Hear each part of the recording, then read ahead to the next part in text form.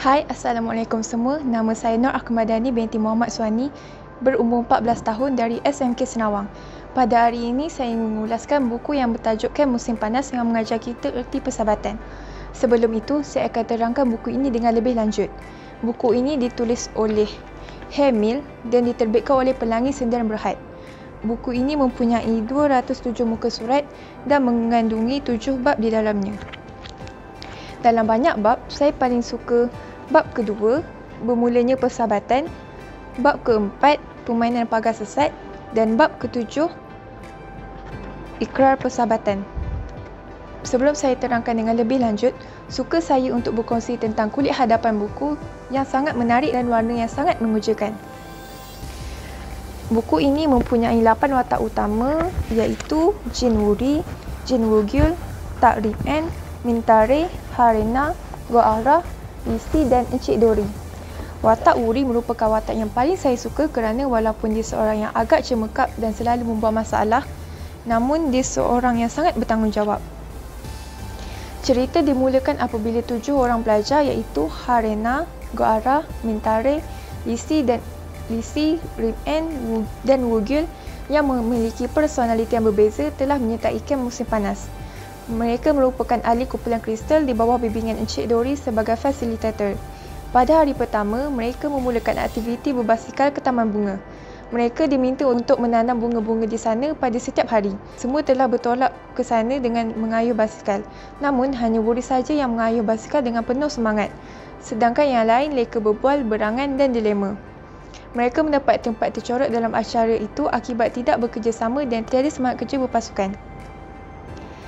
Selesai sahaja makan tengah hari, mereka diminta untuk menanam bunga untuk mencipta kenangan seperti ahli kumpulan kristal pada tahun sebelum. Lalu, mereka menanam bunga itu dengan hati yang riang dan gembira. Cerita diteruskan pada hari kedua iaitu mereka bermain permainan pagar sesat yang disediakan oleh pihak penganjur.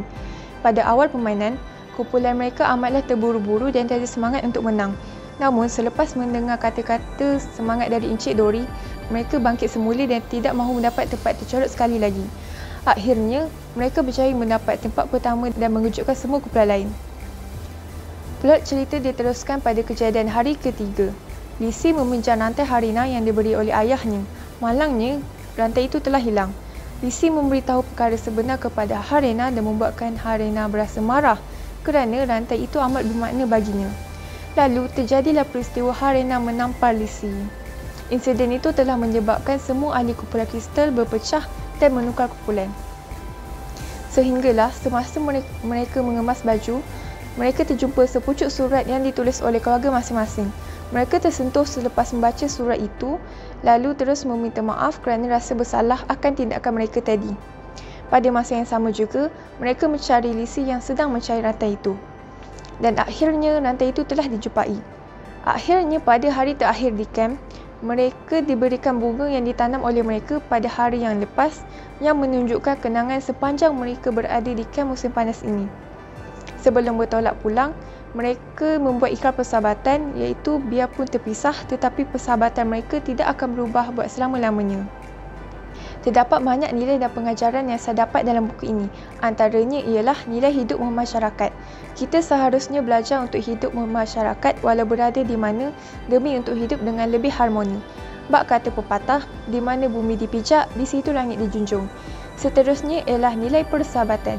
Kita seharusnya membina persahabatan dengan erat di mana secara tidak langsung akan mengukuhkan kasih sayang antara kita sesama manusia di atas muka bumi ini. Terdapat juga nilai semangat kerja berpasukan. Dalam melaksanakan sesuatu aktiviti, semangat kerja berpasukan dapat membantu sesuatu aktiviti itu dilaksanakan dengan lebih baik dan berkualiti. Sentiasalah bekerjasama bagi aur dengan tebing dan elakkan bersikap seperti enau dalam berlukar melepaskan pucuk masing-masing. Bagi saya, buku ini amatlah menarik dan sesuai dibaca oleh golongan remaja khususnya. Anda yang berminat untuk mendapatkan buku ini boleh mendapatkan buku ini di kedai-kedai buku berhampiran dengan harga hanya ringgit Malaysia 15. Akhir kata daripada saya, teruslah membaca walau berada di mana sahaja kerana membaca itu amalan mulia. Jom baca. Sekian, terima kasih. Assalamualaikum.